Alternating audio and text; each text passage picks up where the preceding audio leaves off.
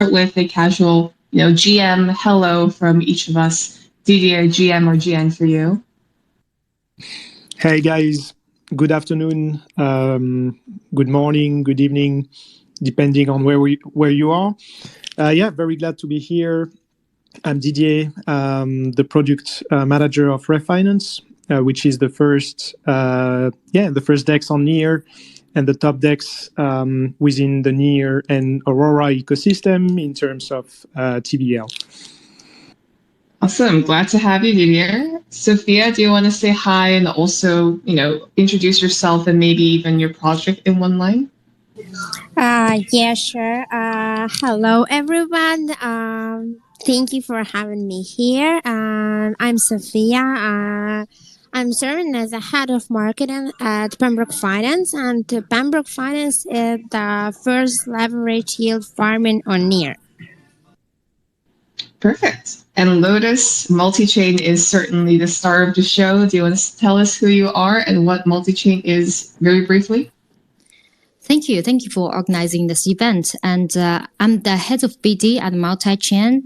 And Multichain is a question interpretation infrastructure for Web3. And lately we have launched the mainnet, NEAR mainnet on Multichain, which is very exciting.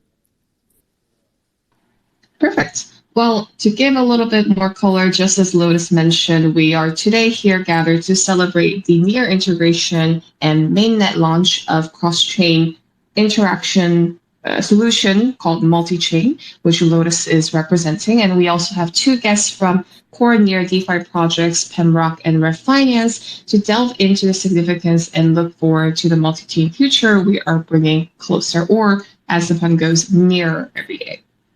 We've done a round of introductions.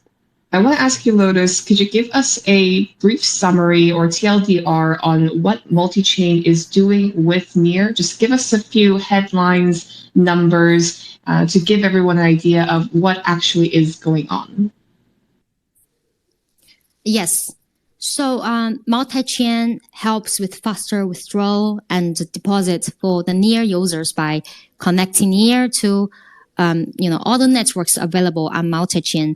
It just takes minutes for your assets to be bridged from one chain to another, either it's USDC or Ethereum. Because, as most of you might know, that Rainbow Bridge could take much more time to process. Other than that, Rainbow Bridge is good given its trustless traits. And I believe together with Rainbow Bridge and Multichain Bridge, we can bring much more possibilities for the ecosystem. And, since you asked why now, basically we could have done this integration faster, but a lot of things had happened in the past half year, including the latest one, FTX, and there were fear, uncertainty, and doubts. And we agreed that it was not the best time to launch the bridge for NEAR. But later we can see that a lot of people still believe in the space, and they still believe in NEAR and Multichain. We held testnet campaigns with NEAR and other projects on NEAR, which turned out to be very successful. We have very good marketing data on that. And we saw a considerable amount of transactions happening after we deployed the first batch of NEAR tokens. Despite of the recession of the market, and, if there's real need for it, then, why not? It's just like what NEAR has put in its vision. A bear market is not a time to pause. It's a time to build. And I remember I was trying to connect with NEAR because I think NEAR, except its high performance and outputs, NEAR has got an excellent team. And obviously, our amazing hosts are one of them. And I think a good team is what matters the most. Because an exceptional protocol can only be built by an exceptional team. And the team is really putting a lot of effort to build the ecosystem. And obviously, they have done a good job. Among the thousands of blockchains, NEAR still remains on the top of the list during the bear market, which seems very competitive to me. Okay, that's great. I love to hear that you're warming up to the ecosystem. And also, it's really good to hear that there's real data backing that there was demand for a bridge like multi-chain, that there was demand to interact between these chains that you are now enabling through multi-chain. So let's definitely get into it. But to kind of give a bit of color on the landscape that we're in with regards to Web3 and what multi-chain is providing, we often hear or say that the future is multi-chain. And I want to ask Lotus, from the multi-chain perspective, why does multi-chain believe in this kind of future? And with regards to that, what is the ultimate vision for multi-chain in that kind of future? What kind of role do you see yourself playing? I think it's just like how the world works. We can't expect one country to prosper without communicating with the other country. Take Singapore, for example. Singapore has very limited land area and population. The only way for them to prosper is to open up and communicate with the other countries. Either it's economic communications or trade exchange, or attract talents and elites to drive development in Singapore. This is pretty similar to attract builders and developers to build on a certain chain and ecosystem. And once there's people to build, there's people to come and help boost the economy. And, take another example. The most prosperous dynasty in Chinese history is Tang Dynasty and Song Dynasty. And these two dynasties have one thing in common. They are both very open to the outside world. The merchants and the ambassadors and scholars from all around the world gathered in Chang'an, the then capital of Tang. They gathered there to do business and learn the most advanced stuff happening in Tang City. And that in turn drove the economy to boost and making Tang Dynasty the biggest and the most powerful country in the world during that period. And the surrounding countries like Japan and Korea all follow Tang's tradition and culture. These open standards are still applicable today. The beauty of communication is not just bring prosper to a certain nation alone, a blockchain in this case, but brings co-prosperity to the whole world. And we see it in blockchain and metaverse as well. Each network needs to communicate with each other, and a bridge is needed for the tokens, for them to connect with each other. And multi-chain is that bridge. So not only token assets like Ethereum ERC20 or ERC721 should be interoperable, but also smart contracts should have secure, fast, and reliable and decentralized communication methods like our AnyCall for better interoperability. And that is also the reason why we set our vision as the ultimate router for Web3, because we want to keep innovating and hoping to still remain the best infrastructure for the Web3.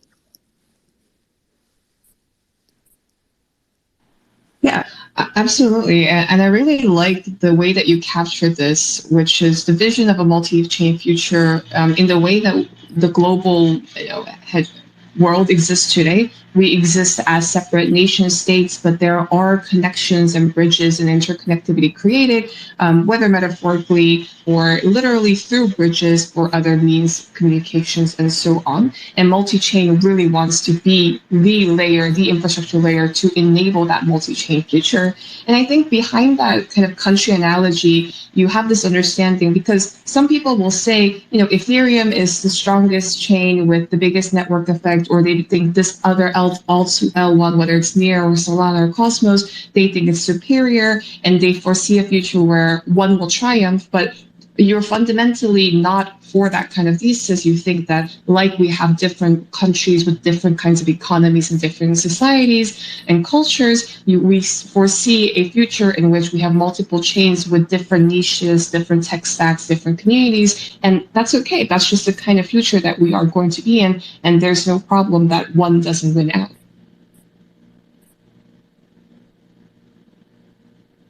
I'd love to ask, sorry, go ahead, Lotus.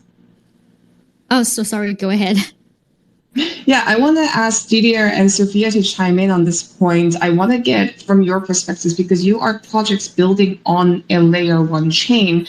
How do you see the position of a layer one in an increasingly multi-chain world? And what are some of your perspectives as projects building on a layer one, while we head towards a multi-chain future, if you, of course, agree that we are heading towards a multi-chain future, right?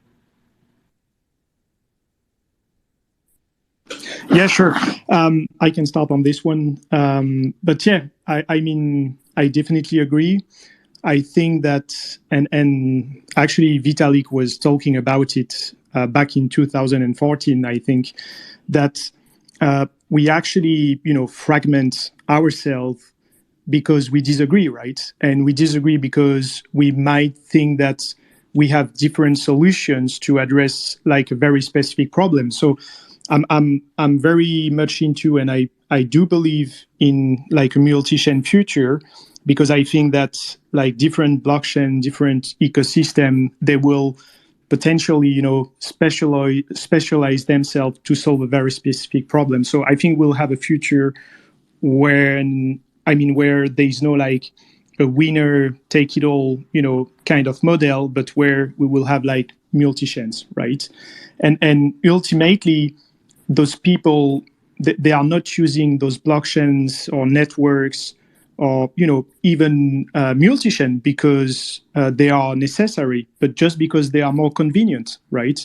If you want to use multi-chain today, it's more convenient. If you I don't know, have like some positions on one ecosystem and then you want to edge yourself on another ecosystem, and you know that you have this solution which is very fast actually to transfer tokens from one ecosystem to another ecosystem, and that allows you to basically abstract your matrix of risks, for example, for this transfer, because you don't have like a long time to process this kind of transfer. So I really do believe in like a multi-chain future.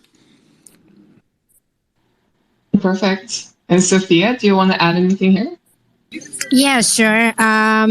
From my perspective, I can add that we are all crypto geeks here, if you will, both speakers and listeners, but there are a lot of newbies in crypto, and they might perceive crypto as a single system, and it's very difficult for them to understand that there are different blockchains and you have to interact from one to another. And for example, as we can see, there was some report from crypto.com that we are now on the level of crypto adoption as it was internet adoption in 1998. So we are like very back from the whole crypto mass adoption. And all in all, such projects as Multichain is our ticket to crypto mass adoption. They make blockchain interactions simpler. They help users move from one blockchain to another. So I definitely agree with everybody that our future is multi-chain and we have to deal with that, and as soon as it's possible. Yeah, super great point that from the outside looking in, crypto is just one thing. People don't look at the nuances between all of these different layer ones or L2s or whatnot. We have to give them the interconnectivity that people assume from the very beginning. So great hearing that. I would love to take the time now to do a proper introduction of multi-chain to the NEAR community. I'm sure a lot of people are already familiar, but I want to get into the details of what really multi-chain does and how you do it. Lotus, would you like to tell us a little bit about what multi-chain does? You said that multi-chain wants to become the router for the multi-chain world.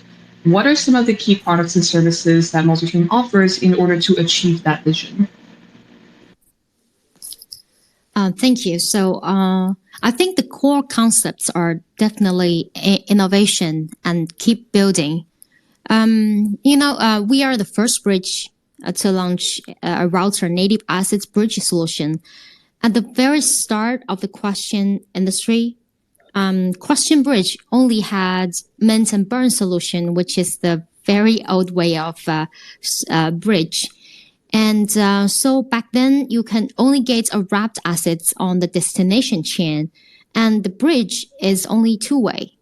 And until early last year, we launched Multichain Router V3. It enables users to bridge native assets between any two chains, so not just two-way. And of course, it enables native assets bridging, which is very exciting for the industry and the users. And apart from the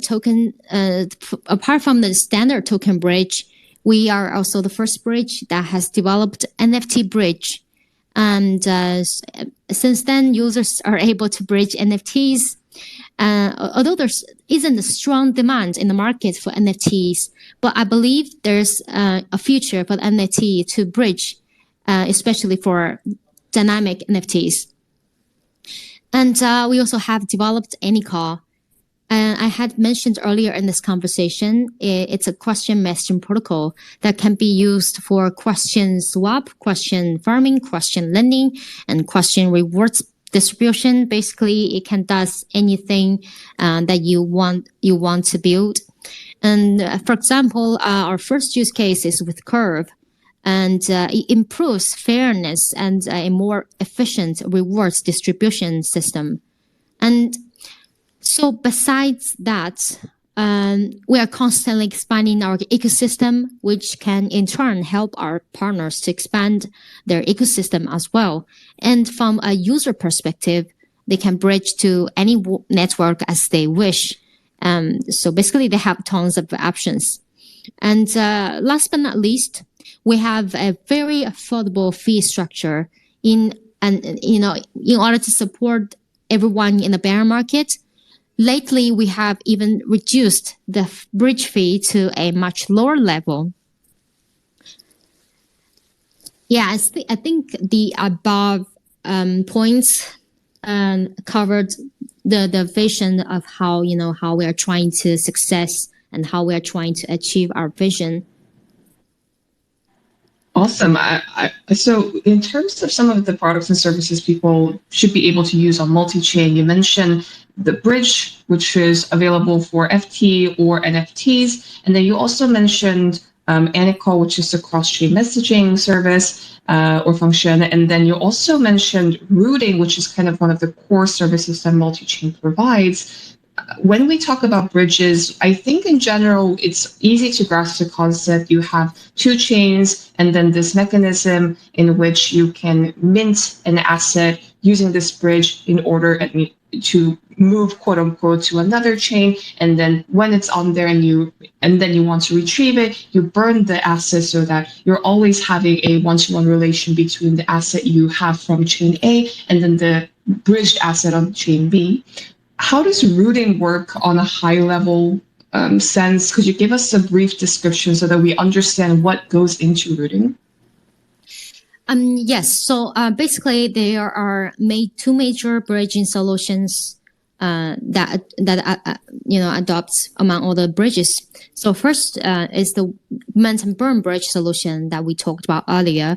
It's basically you have described it the way how it works. It just lock on the one side and mint on the other side, and when the user bridge back, it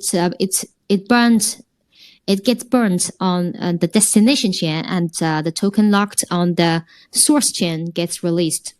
And I think probably a lot of people already know how mint and burn bridge works. So router works in the same logic as well. So there's the difference is that router requires pools.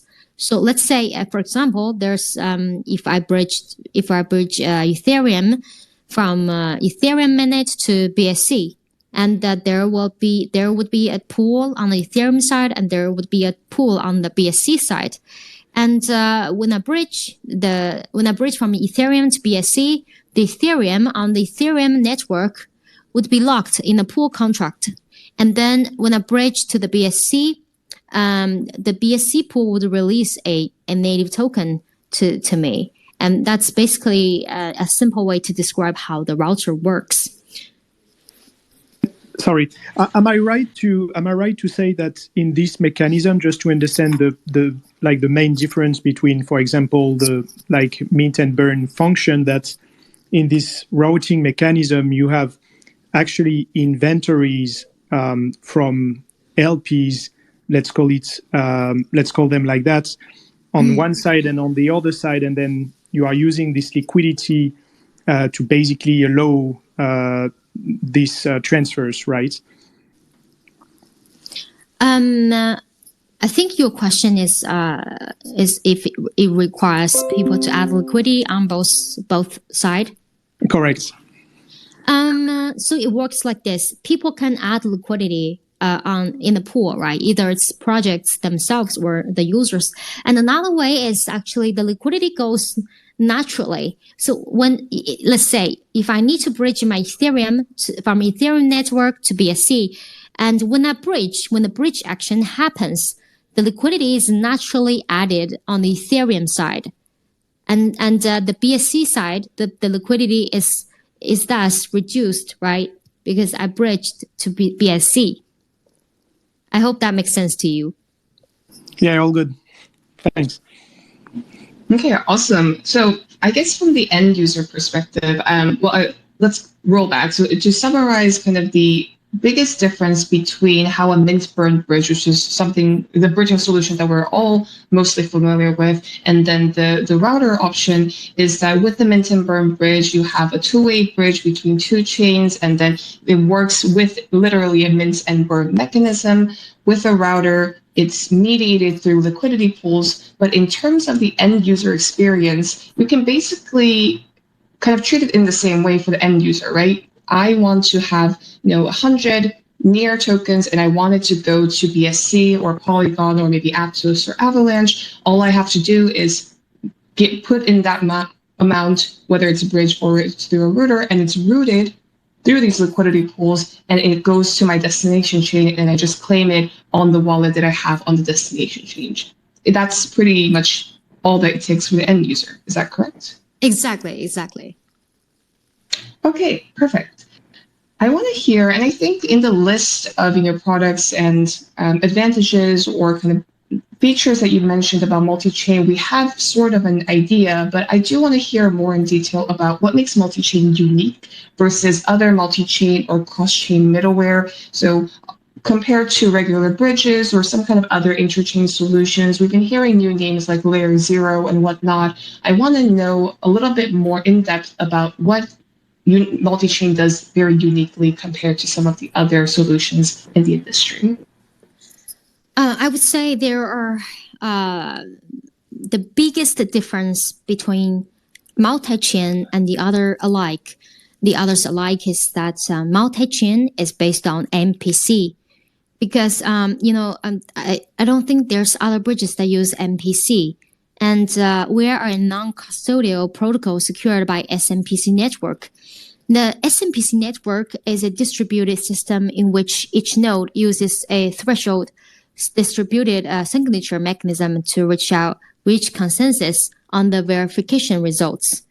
And a lot of giant entities like Alibaba, Coinbase starts to develop the apps or launch service using MPC because it's proven to be the most secure encryption technology.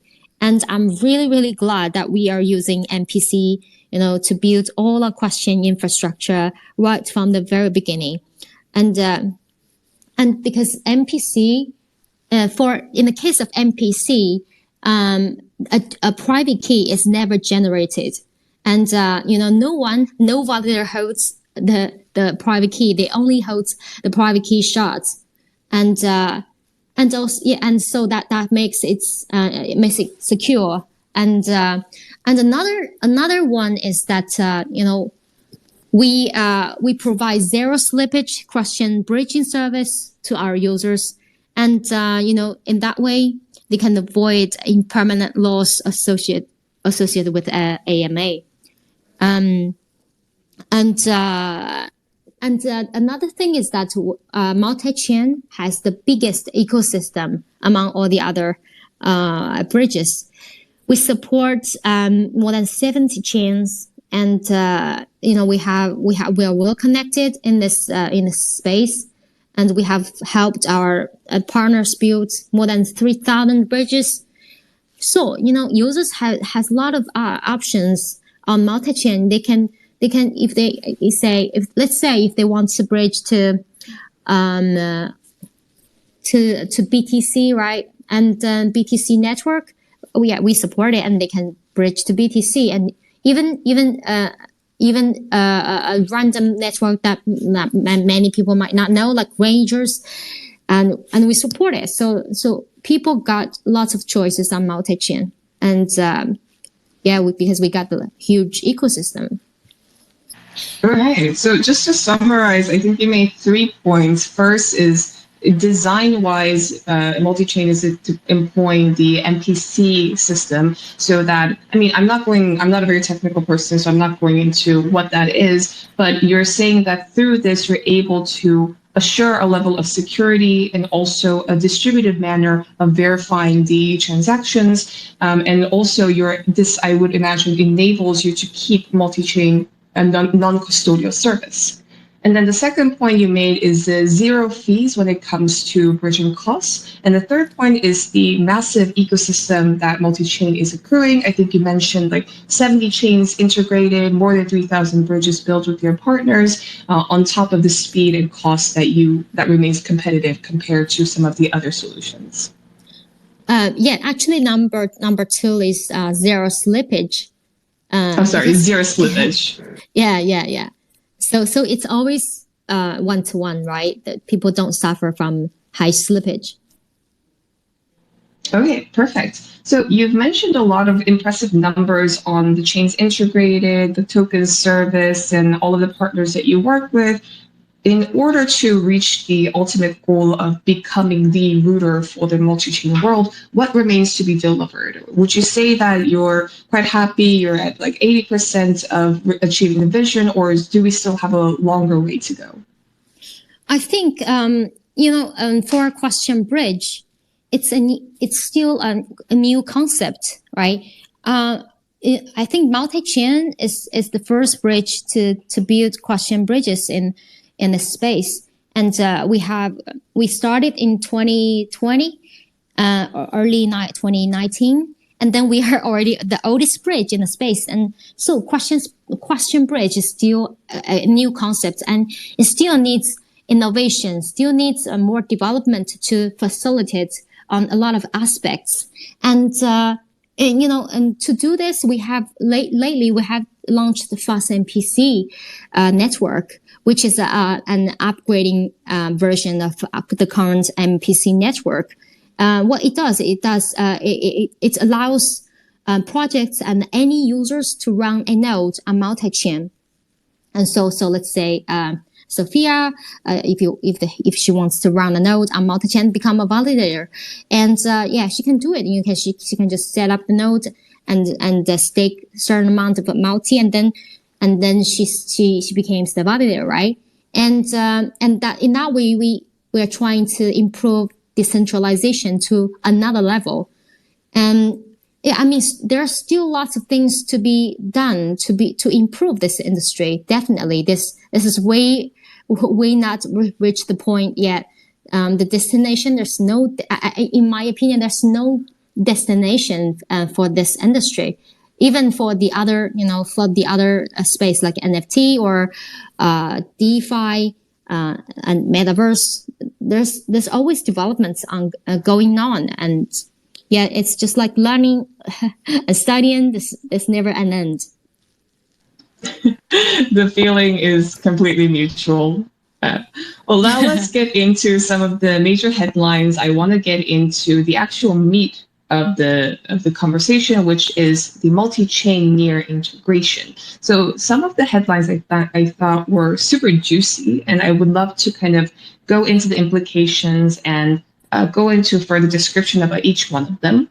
And the first one, so what I'll do is I'll give the headline that I saw in the announcement article, and then Lotus, I want to ask you to elaborate a little bit further if you would like to. The first headline was, NEAR, thanks to multi-chain, is now connected to more than 15 chains which were previously inaccessible. Lotus, would you like to give us a few names of the more high-profile chains that are now Near is newly connected to? Yes, it would be a pleasure to introduce the chains that we are helping to connect. First, the most important one is, of course, Ethereum, because we know that the users might have a problem when they're trying to bridge to Ethereum with if they want to get there faster to involve in some DeFi events, and that's kind of get in their way. But now, they got a faster option is multi-chain. They can bridge USDC, Ethereum, Near Aurora, Woo, and WBTC, basically all the major tokens to Ethereum within just a few minutes. And except Ethereum, we support, basically all the networks supported on multi-chain. You are able to bridge in and out of Near. And like Aptos, Avalanche, BSC, and Boba, and like Kava, Polygon. Polygon, right? Yeah. Yeah, basically all the chains that you want to bridge, you have all the options there. Yeah, and I think this is super exciting because if you've been on Near, you know that we have the Rainbow Bridge, obviously, which was the main one, trusted solution between Ethereum, Near, and Aurora. And then the second one, I think, was All Bridge, which allowed for us to go from Near to Solana and then Near to Celo. And then Wormhole enabled also some bridging options. But we didn't really have options to very easily go to BSC or Polygon or Aptos even, or Avalanche. And finally, this is enabled through Multichain. So I think this is particularly exciting news for a lot of the Near community members. Yeah, well, we're also very, very happy and very excited to help boost the Near ecosystem. Awesome. The second headline was $30 million in initial liquidity, and I would imagine that this pertains to the liquidity pools that we talked just now when we discussed what routers are for multi-chain. Could you kind of help us break down the numbers, which assets are we talking about in terms of this liquidity? What does it pertain to? And for the users, what does this mean?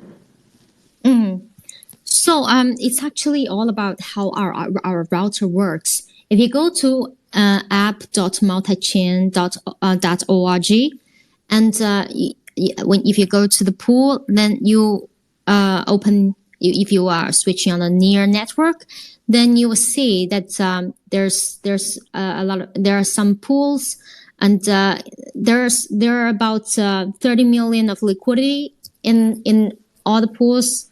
Right, on the router.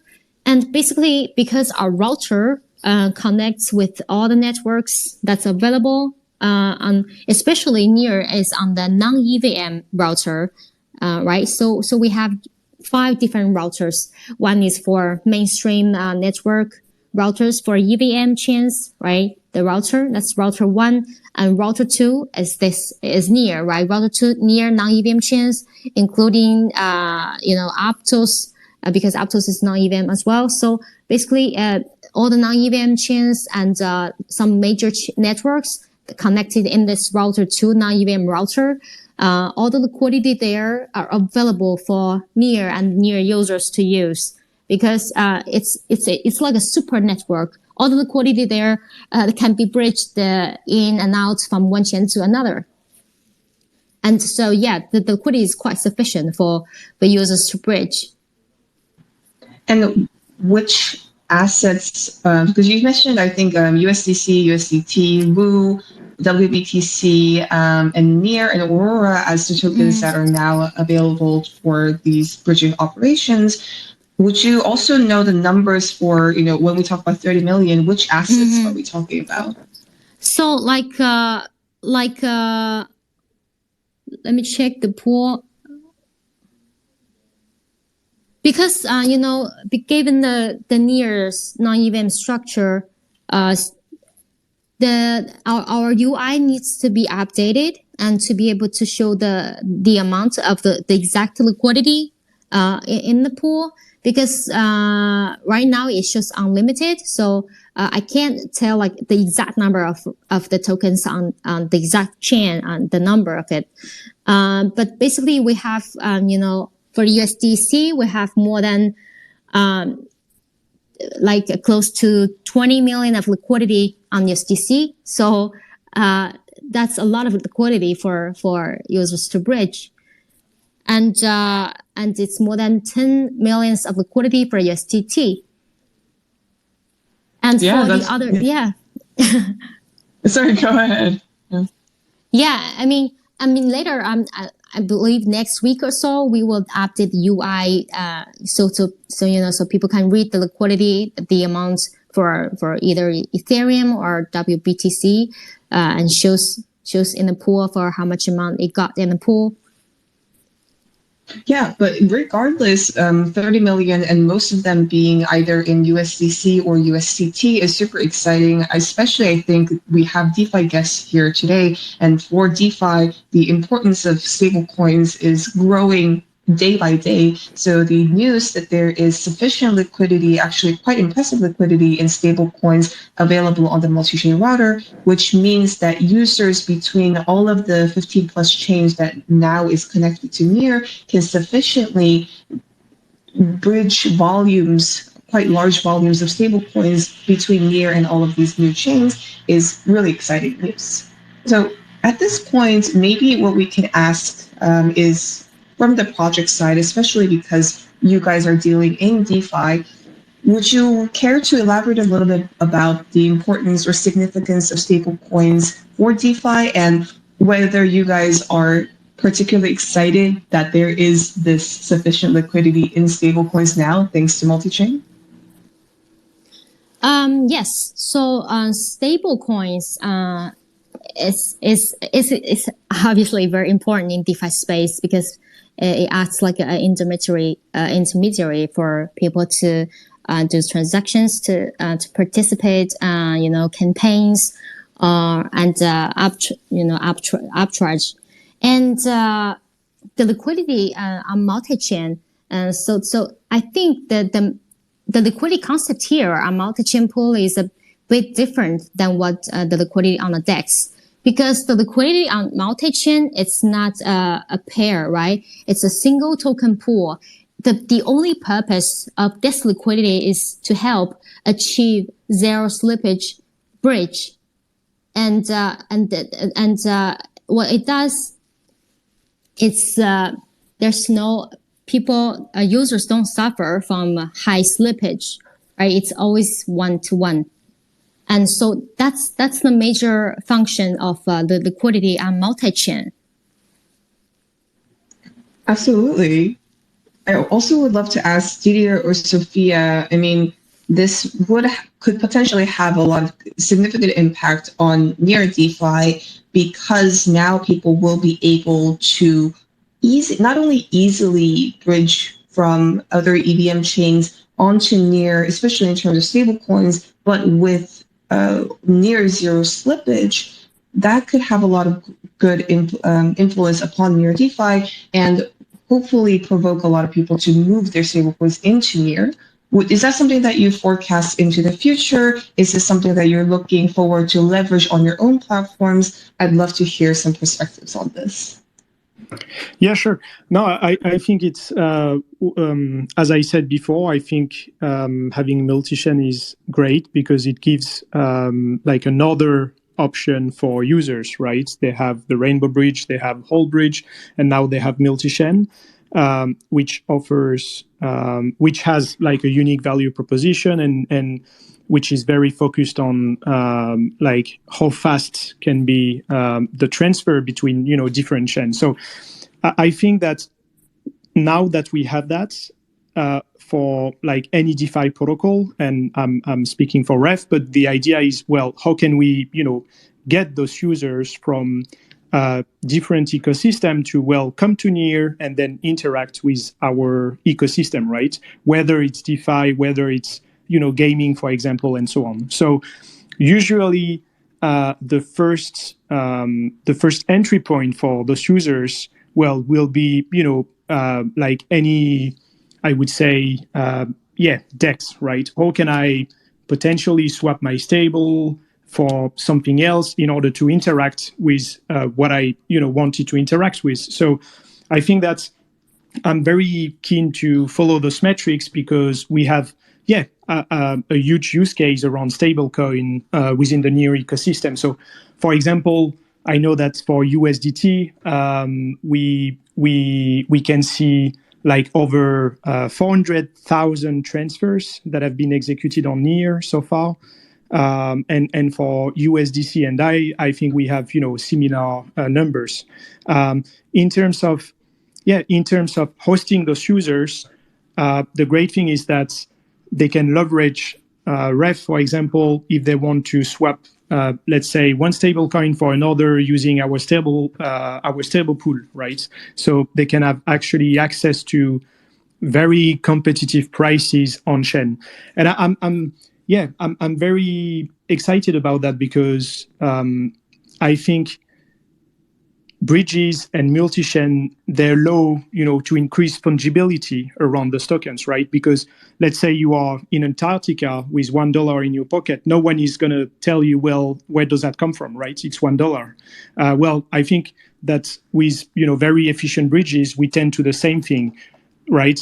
The idea that with one stable coin on one ecosystem, on one blockchain, well, basically you can have access to similar services on other blockchains. And I think that offering that in a very efficient fashion is obviously, a game changer for the whole ecosystem and not only one blockchain. So no, I'm very excited about it. But to be more, I would say, succinct in my answer, I would say that now the question is, how do we attract those users? Do we, create incentives around how many people will use multi-chain bridge to come to Near? How do we incentivize those users? Can those users create network effects, for example, etc. Right? And also, how can we leverage like multi-chain strategies, for example, or multi-chain use cases? Because you might, have one leg of your strategy, your DeFi strategy in one chain, but maybe you have access to another leg of your strategy on another chain, and you can leverage the entire ecosystem to maximize your output, right? So yeah, I'm very looking forward to having a better understanding of that. And obviously multi-chain brings like endless options. So but now I must say, for ref.finance, we're going to, incentivize those users. We're going to participate in how many users can we bring in December, for example, just to make sure that we have a proper momentum around like multi-chain integration. Yeah, Didier, I think that's an excellent point that you bring about what efficient infrastructure can mean for the potential and the richness of trading experience that you can provide on your chain or actually through multiple chains now that you have this very efficient bridge.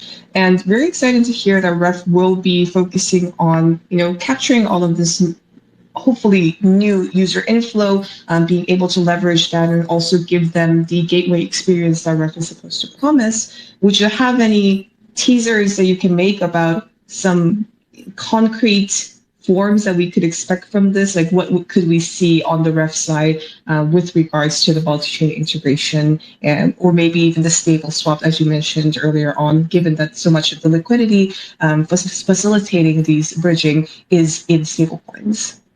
Yeah, sure. It's well, two things on that. Although the team is, talking about, and the community, the DAO community is, considering like many options. But two things. The first thing is, how can we make sure multi-chain is visible on our user interface, and just to increase this visibility, right? This new option for users. So that will be like a first call to action on our side. And the second thing is, well, how do we like incentivize those users to, have a first experience with multi-chain if those users haven't, experimented with the bridge, and how do we incentivize them to, keep using the bridge, right? And for that, I think that yeah, I think there are conversations around how can different projects within the NEAR ecosystem can, be all together and actually incentivize, with their own project tokens, multi-chain users, right? And yeah, we are considering like different options, but not the option of doing it, the option of how we do it, right? So this is going to happen for sure. Now it's just finalizing the details, and the communication will be out soon, I guess. Yeah, that's actually some major alpha there, but maybe later or towards the end, I'll revisit that and ask Lotus about it if she will be willing to share a bit more alpha on this. Sophia, would you have any perspectives you want to add? What does the multi-chain integration mean for you specifically? Is there anything from the Pembrock side that you are excited about to leverage what multi-chain is enabling for NEAR now? Actually, yeah, we are very excited about the huge amount of stable coins that will come into the NEAR ecosystem. As you know, now it's a bear market, and everyone would like to implement the short strategy. And with the stable coins, with the Pembrock, you have the opportunity to short some coins, and I think that it will give a huge inflow of new users into our protocol and also in the ecosystem. It's from the stablecoin. It's when talking about stablecoins, and the other thing that I'd like to highlight is that it's something like 11 assets in Pembroke now. It's not very much, but 4 of them are bridged from Ethereum. It's almost a half, and I'm sure that multi-chain is a huge gate that will help to expand the number of assets, which will bring more liquidity into the NEAR ecosystem. It will bring more opportunities for users, and in fact, it will bring more users into our project and also in the NEAR ecosystem as a whole. Because now users are a bit limited with assets on NEAR.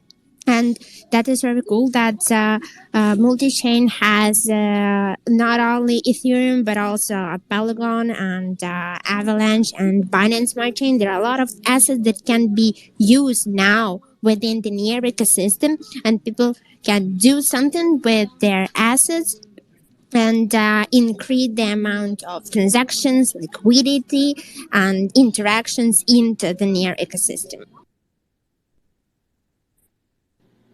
Absolutely. So Pembroke, from the Pembroke side, you're excited about the expansion of the horizon, whether it's in terms of assets or users or liquidity, that the multi-chain integration can potentially trigger. And if anyone is bridging their stablecoins over to NEAR using multi-chain, they should be looking at Pembroke, especially if they're looking to short some assets during this bear market. So thank you for that.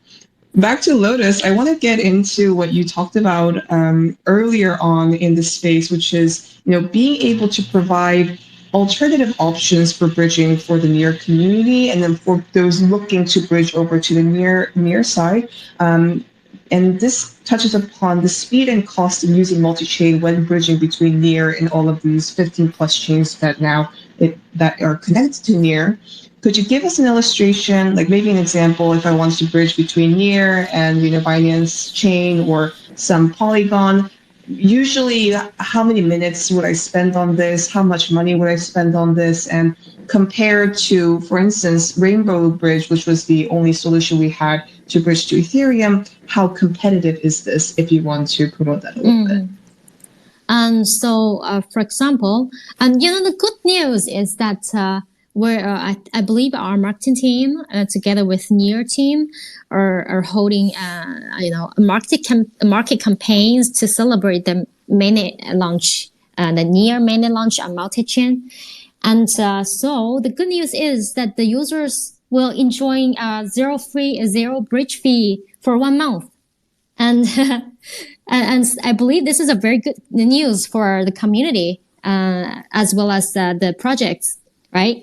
And Regarding to the average bridging time, it's actually the average estimated time of question time is 10 minutes it's actually within 3 minutes, but sometimes due to PCR problems and the other problems, it could delay, right? And the fee, because like I mentioned earlier in this conversation, in this bear market, in order to support the users as well as our projects, we have lowered our fee to a much lower level, where we reduce the fee from when you bridge USDC or USDT or Ethereum, the fees is really cheap, which is you can only pay 0.91 cents to bridge from any between any two networks.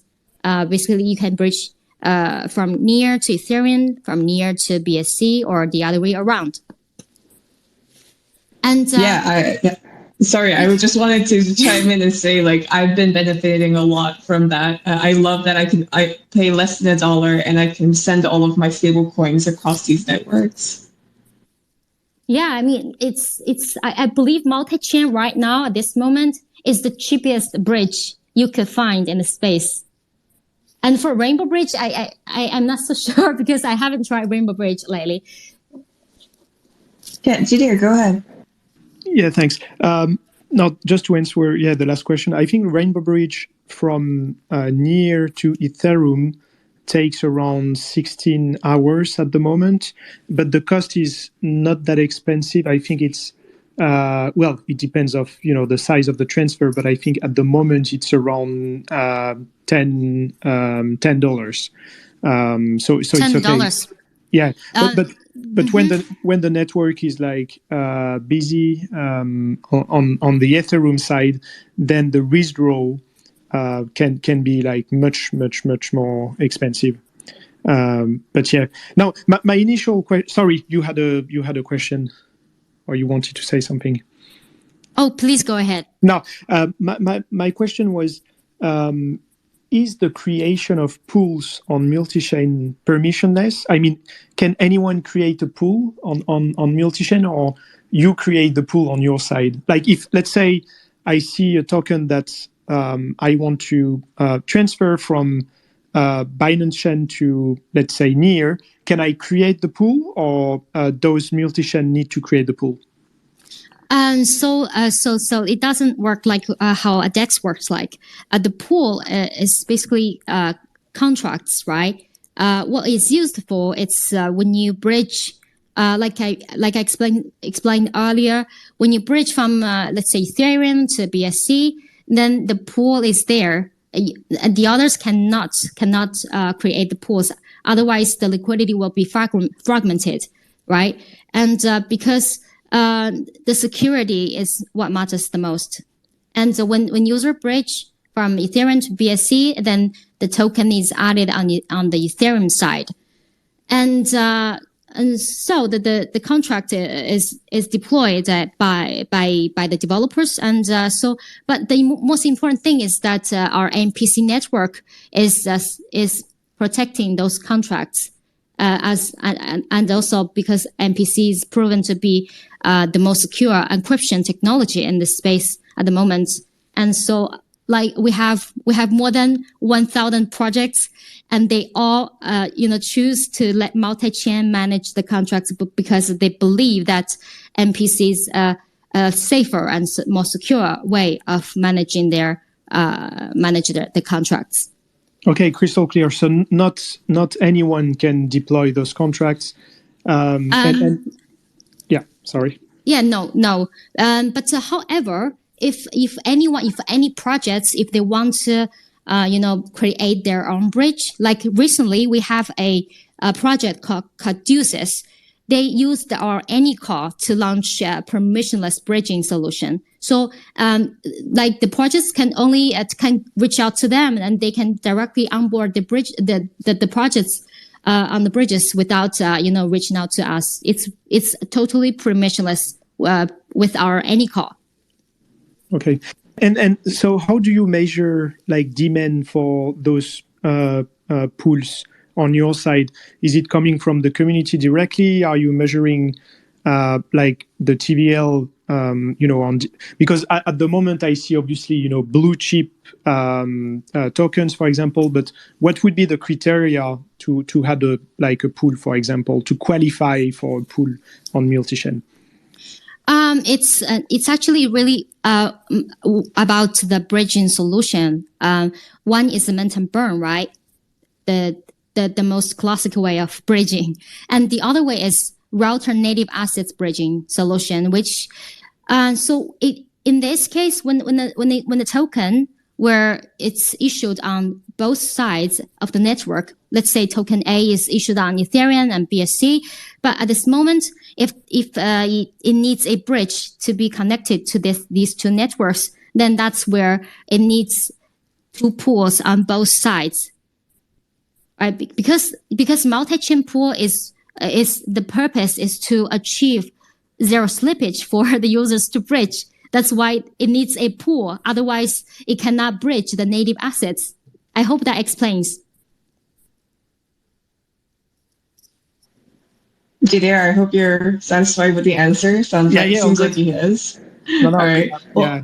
So to answer your question, basically, all the projects which has a need to bridge native assets, then it needs a pool. And actually, you just mentioned that on NEAR it needs $10 to bridge to Ethereum, but since after the free timeline of this campaign on NEAR and Multichain, it only takes no more than $5 to bridge to Ethereum on Multichain. Yeah, that's really good to hear. And, I just want to clarify that we're not trying to drag Rainbow Bridge by any means. The reason that there is this difference is because of the permissionless nature of the Rainbow Bridge, right? So actually, if you're going from Ethereum, right. So because you're relying on the networks themselves and the conditions of the networks themselves, Ethereum to NEAR, super fast actually, and also super cheap because you're only really requesting the transaction fee from the NEAR side. But the problem has always been going from NEAR to Ethereum. And now that an alternative solution like Multichain exists, people don't have to be stuck like waiting 16 hours to bridge over to Ethereum. They can just hop it over to Multichain. And I think that's the real significance that we're seeing with this integration. Yeah, I mean, Rainbow Bridge is good because it's trustless, right? So I believe Multichain and Rainbow Bridge can prosperous by offering NEAR ecosystem, the users and the projects, the bridge service together. Absolutely. It's about choice at the end. I think that's what we really want to assure to the community. Well, looks like we're running out of time. We've been having a very jam-packed conversation, but I do want to make sure that we touch upon some of the roadmap items for what we can look forward to in terms of the multi-chain and NEAR integration towards the future. So I think one of the first things, Lotus, is that right now, multi-chain, if you want to use multi-chain, you have to use Sender Wallet. Will this continue to be the case in the future, or will we see other NEAR wallet options integrated into multi-chain? I think there's definitely possibilities of integrating with other wallets if, there's a strong demand for the other wallets like Selector. However, at the moment, yes, it will be Sender. And may I ask why Sender by default? And not the wallet selector. I'm saying that because I'm a strong advocate of the wallet selector, because it's like one single repo for all the wallets within the NEAR ecosystem. So I think it's great for projects to just tap into the wallet selector and just offer like multi-wallets integration for the project. So why did you choose Sender by default? Because back then, I think Selector is a newly launched wallet, right? Yeah. And because back then, because non-EVM network is a bit different than EVM network. So when a developer tried to integrate with the network, he needs to spend quite some time to develop the wallet as well. So we reached out to the NEAR team, and back then I think Sender was the best option back then. And out of security consideration and all the other considerations, so we integrated with Sender back then. And so, like I said, if Selector is a better option, and it has a huge user base, and all the community shout out loud to Selector wallet, then I would say, why not? We will integrate with Selector. It's just a matter of time. Yeah, and Didi is the perfect person if you want to pick anyone's brains about it. So that can definitely be a conversation we have after this space. I also want to ask, because we mentioned Anycall, which is the cross-chain messaging mechanism that is part of Multichain, or is offered by Multichain. And Didier, I wanted to ask you, are there plans, or also Sophia, like on the Pembrock side, would there be interest or willingness already to use something like Anycall, and would we be able to see it on Near DeFi sometime soon?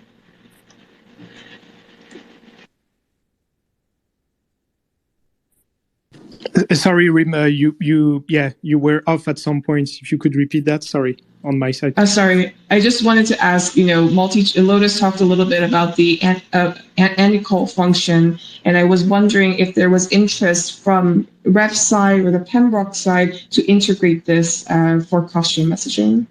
Yeah, sure. We started to have a look at that.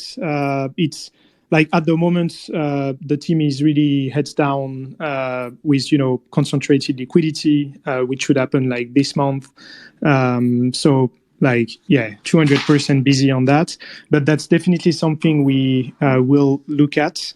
And I think the challenge for that is like cross-contract call to handle. But first, before diving into the details, we would need to think about what could be the use case from a ref user perspective, right? So very keen to get the ball rolling on that and see what the MP call could bring to our users, and have a deep dive conversation with Marco, Joe, our tech leads, and Multichain on the topic.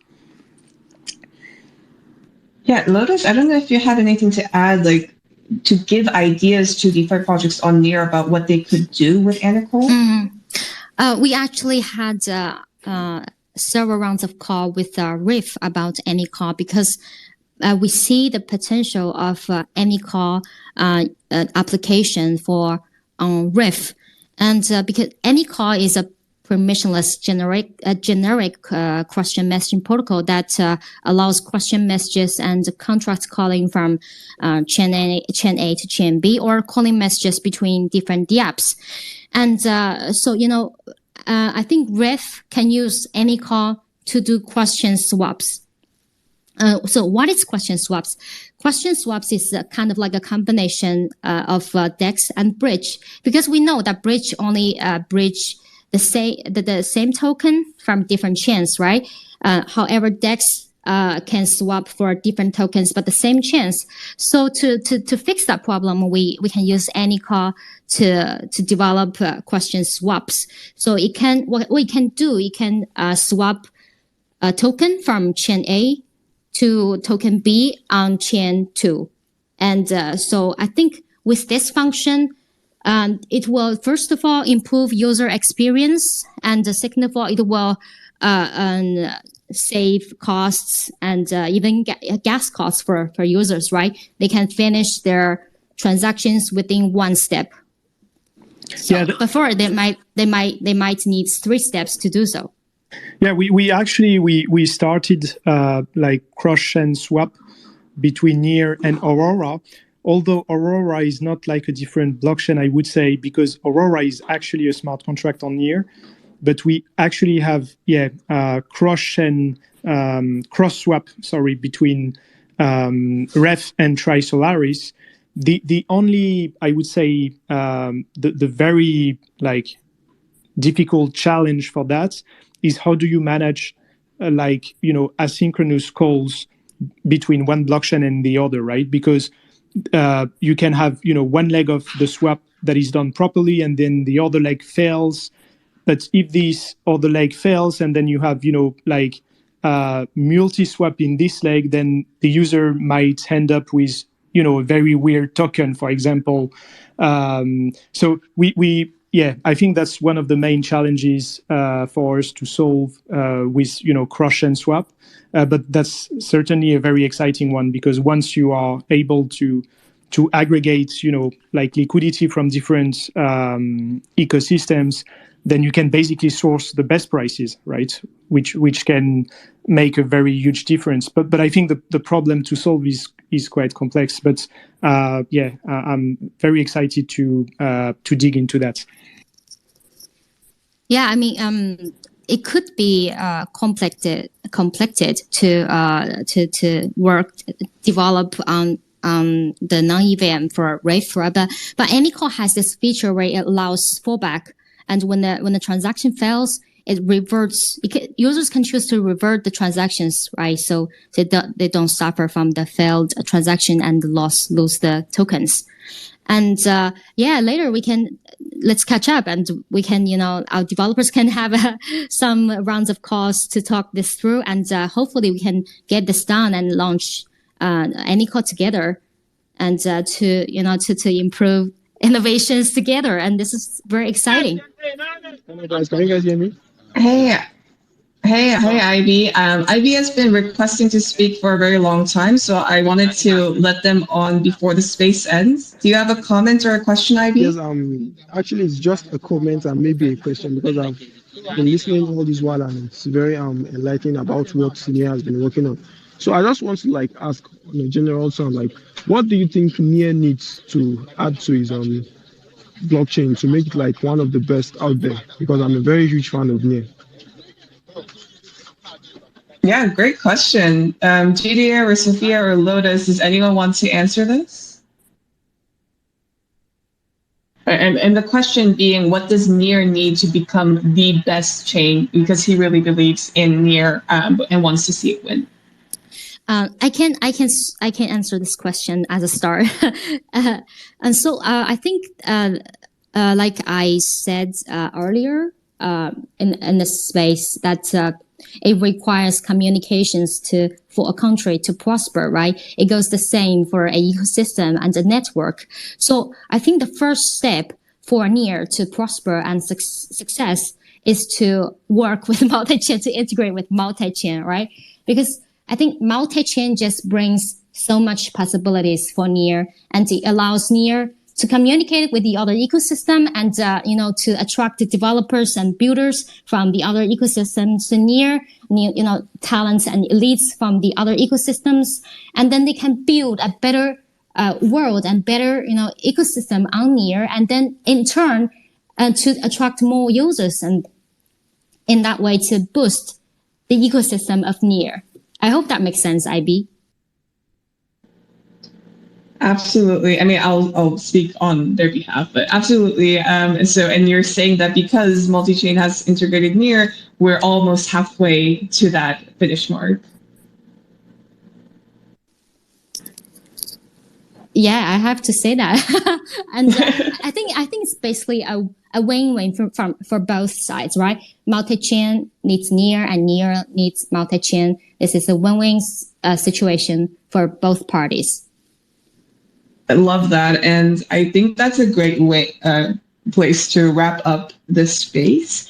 I want to give everyone a room to give their final words. I want to hear if you maybe have a call to action, you want to alert the community about what's coming up next for your protocol. Lotus, I also understand there's going to be a campaign surrounding the multi-chain launch for NEAR very soon. Would love to hear more about that if you want to start off.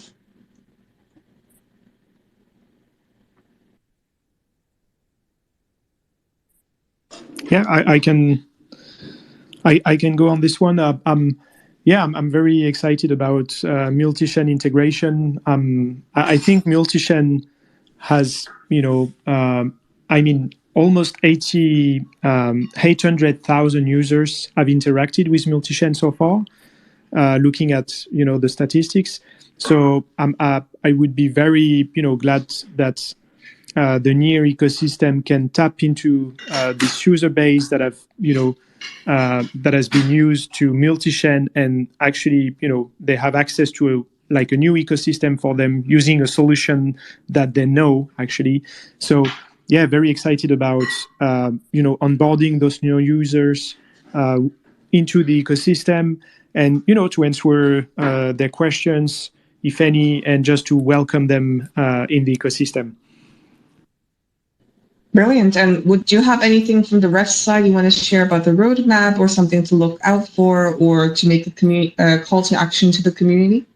Yeah, sure. Well, I think December will be one of the most exciting months for this year, because we are releasing our Ref v2, which is concentrated liquidity. And I cannot, I mean, I cannot emphasize how important will be this release, because concentrated liquidity will offer so many options for our users, and we have limit orders that are coming along with a complete new user interface. So yeah, it's just keep working on our roadmap and philosophy, which is to be a one-stop shop for any DeFi activities within the NEAR ecosystem, and we're really getting a step closer to that with concentrated liquidity. So I'm very excited about the momentum we will have after that. Brilliant. Sophia, is there anything you would like to share on your end? Yeah, sure. Actually, there are a lot of things coming up, and just to give some alpha to our listeners, that we're developing some features for implementing delta neutral strategies, and I think that in the nearest future we will add also the feature of adding to the collateral the ref shares. So for example, if users have some shares in, for example, PAM USDC pool, they will have the opportunity to leverage them to 2 times or 3 times, and I think it's very exciting.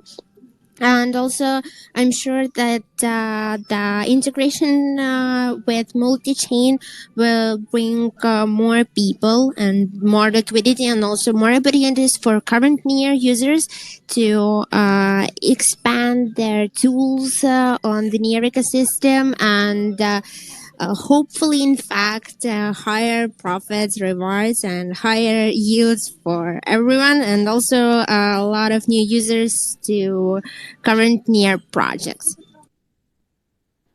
Brilliant. Thank you, Sophia. And Lotus, I don't know if we're not able to hear you or you are not speaking, would love to hear from you on some last words. Yes. So first of all, thank you for rearranging this Twitter space, and it's definitely a pleasure to join this Twitter space and share insights and talk with the other guests here. And so I'm really looking forward to more cooperations with NEAR and the projects built on NEAR, including Ref and Pembrock here. And we are not just building the bridges on NEAR. We hope to contribute to the ecosystem and help together to boost the ecosystem and together to build NEAR together. And thank you everyone to join this Twitter space. I really appreciate it. Thank you, Lotus, for joining. Thank you, Didier and Sophia, also for joining today. Just a reminder that Multichain is live if you want to try it, and the zero fee campaign is either ongoing or starting soon. Lotus, could you let us know about that? You mean the timeline of the zero fee campaign, right? Yeah. Has it started already, or it's going to start? I think it started on this Friday, so it started. Okay. Okay, So perfect. it will last for 1 month. Okay, that's perfect. So if you want to go between Near and Polygon and Avalanche and BSC, blah, blah, blah, blah, blah, at zero bridging fees, now is your time. Multichain is enabling that. And look out for future campaigns to come with Near projects and Multichain to incentivize the use of Multichain. So that's upcoming. Thank you, everyone, for joining, and happy bridging. See you again sometime soon. See you, Rim. See you, guys. Thank you. See you. Bye. Bye-bye. See you.